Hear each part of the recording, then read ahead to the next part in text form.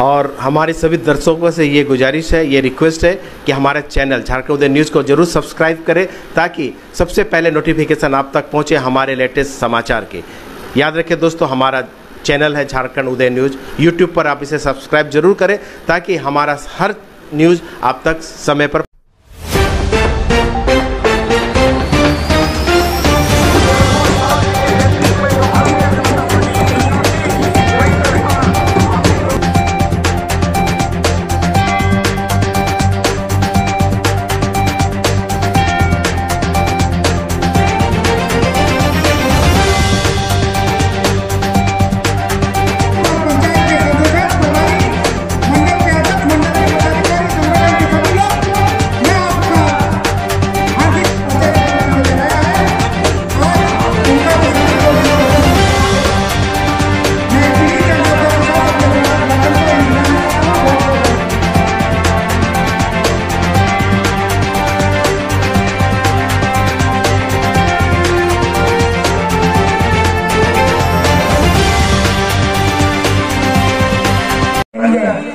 तो हमारे जैसे व्यक्ति को तो बड़ी खुशी हुई थी कि भाई राज्य के मुख्यमंत्री हेमंत सोरेन जी इतना गरीबों की चिंता कर रहे हैं।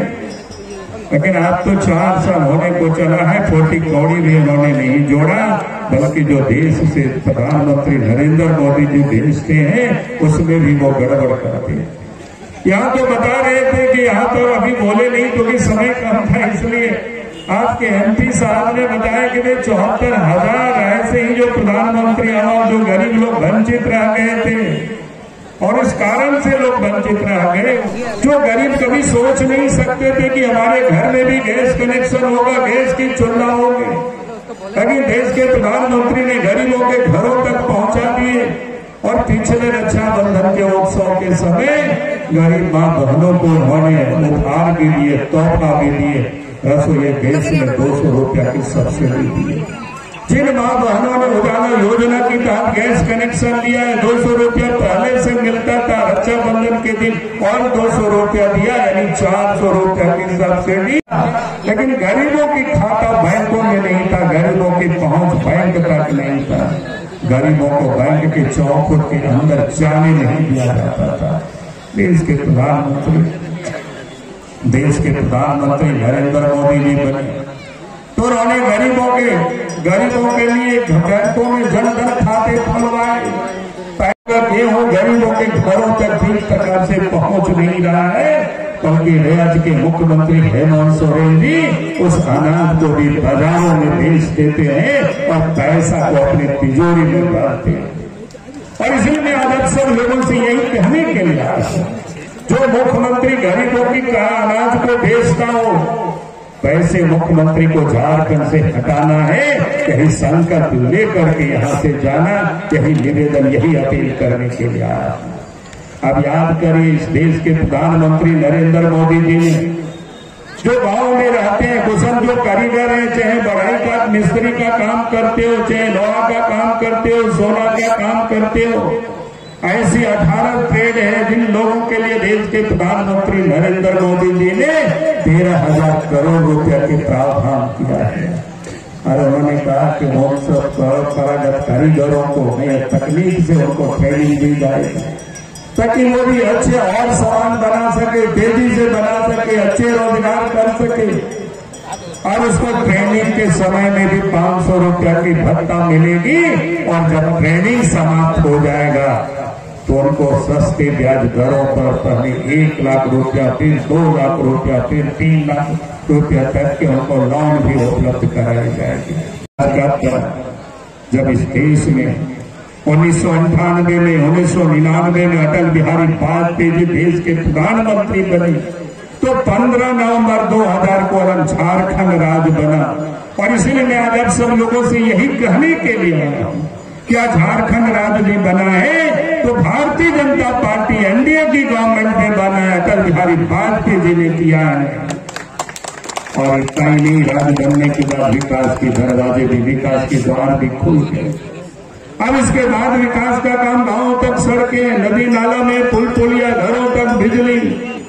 अब जब याद करिए, पहले लोग मेला जाते थे, हाट बाजार जाते थे, थे पैदल जाना पड़ता था। बात सही है कि नहीं, बताइए आप लोग। आज से 20 साल पहले याद करिए, शादी में भी कोई बहू को लाने जाते थे बारात तो पैदल जाना पड़ता था।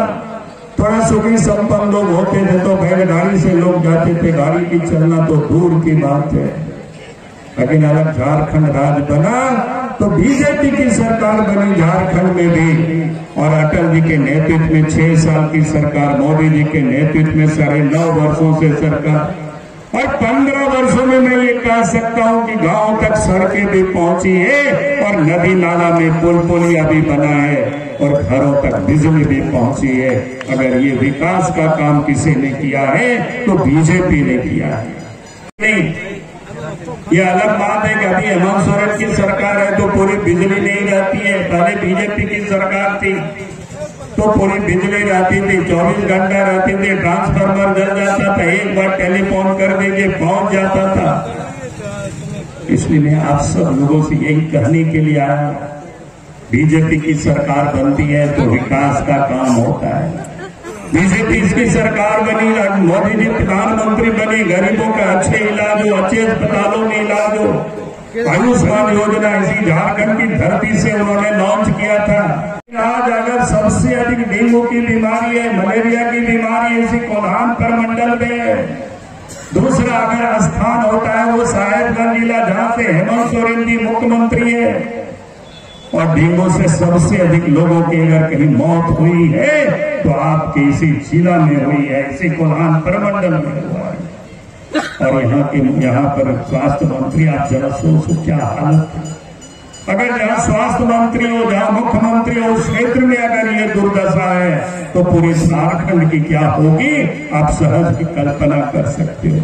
और इसीलिए मैं आज आप सब लोगों से यही कहने के लिए आया हूं कि इन लोगों से कभी भी विकास का काम नहीं हो सकता।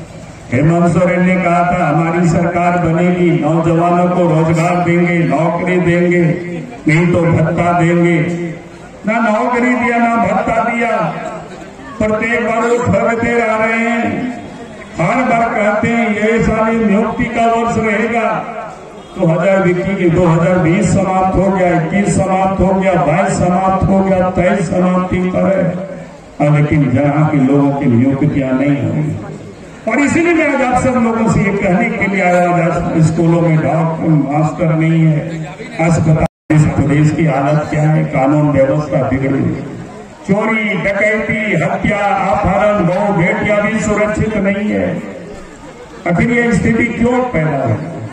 जब इस प्रदेश में बाबूलाल मरांडी मुख्यमंत्री थे, अर्जुन मुंडा मुख्यमंत्री थे, रघुवर दास जी मुख्यमंत्री थे, अपराधी खौफ खाते थे, अपराधी झारखंड से भागे फिरते थे, छुपे रहते थे। हेमंत सोरेन के मुख्यमंत्री बनते ही अपराधी बेखौफ होकर के अपराध कर रहे हैं। अगर आज डरे हुई है तो झारखंड की जनता डरी हुई है। तुमने पता लगाया कि क्यों लोग ऐसा हो, पुलिस वही है। तो पता चला कि हेमंत सोरेन जी ने जिस पुलिस का काम था चोरों को पकड़ना, अपराधियों को पकड़ना, जेल में डालना, आज उस पुलिस को अपराधी को छोड़ करके वसूली में लगा दिया है। हमने कहा कि वसूली कहाँ करते हैं, सड़क के किनारे में खड़े हो करके वो देखते हैं नदी नाला से कोई बालू तो नहीं ले जा रहा है, जो बालू लेकर के ट्रैक्टर से जाते हैं उसको पकड़ते हैं, उसे हरा हरा नोट मिले तो छोड़ देते हैं, नहीं तो आपको कोर्ट से बेल करना पड़ेगा। बस सच है कि नहीं, आप बताइए क्या है? अपराध प्रदर्शन में आप सब लोगों से यही कहने के लिए आया हूँ कि झारखंड को अपराध मुक्त प्रदेश बनाना है। जमीन है सबकी ये लूट मची हुई, और फिर इन लुटेरों से झारखंड को कौन बचाएगा? क्योंकि झारखंड में जो सरकार है वो तो लुटेरों को बचाने में लगी।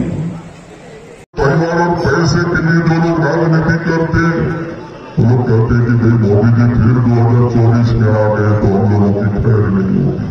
और इसलिए मैं यही कहने के लिए आया हूँ, जब जो भ्रष्टाचारी करते हैं, जो राज्य को देश को लूटते हैं, वैसे लोग एक होकर के मोदी जी को रोकना चाहते हैं, तो हम सब लोगों को भी एकजुट होकर के ये संकल्प लेकर के जाना है कि 2024 में फिर से इस देश में नरेंद्र मोदी जी को प्रधानमंत्री बनाना, झारखंड सरकार बनानी, यही संकल्प लेकर के यहाँ से आप सब लोग जाए, इन्हीं शब्दों।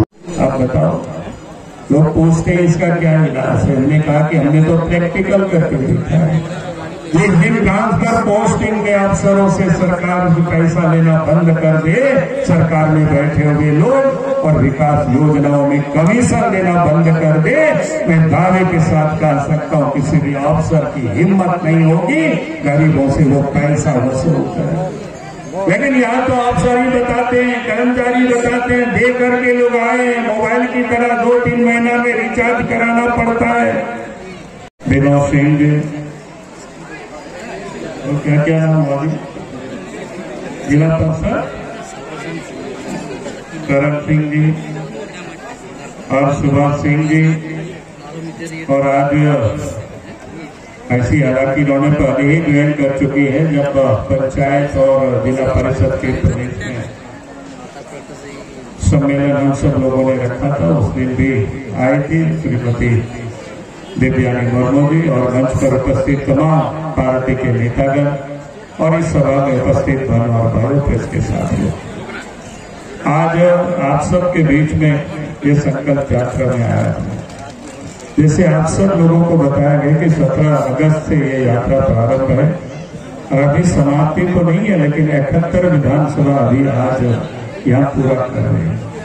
अर्थात 10 विधानसभा बचा हुआ है। अब वो 10 विधानसभा में दुर्गा पूजा के बाद उसमें कार्यक्रम होगा उस क्षेत्रों में।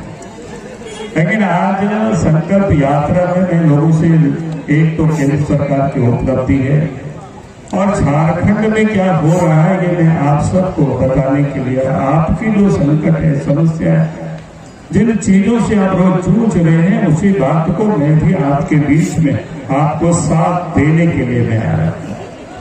अब याद करिए, झारखंड में जब इस देश में प्रधानमंत्री नरेंद्र मोदी जी बने 2014 में, तो उन्होंने कहा था कि हमारी सरकार गांव, गरीब, किसान और मजदूरों को समर्पित रहेगी। और देश के प्रधानमंत्री नरेंद्र मोदी जी ने उसी प्रकार से गांव, गरीब, किसान, मजदूर और माँ बहनों के लिए उन्होंने काम प्रारंभ किया।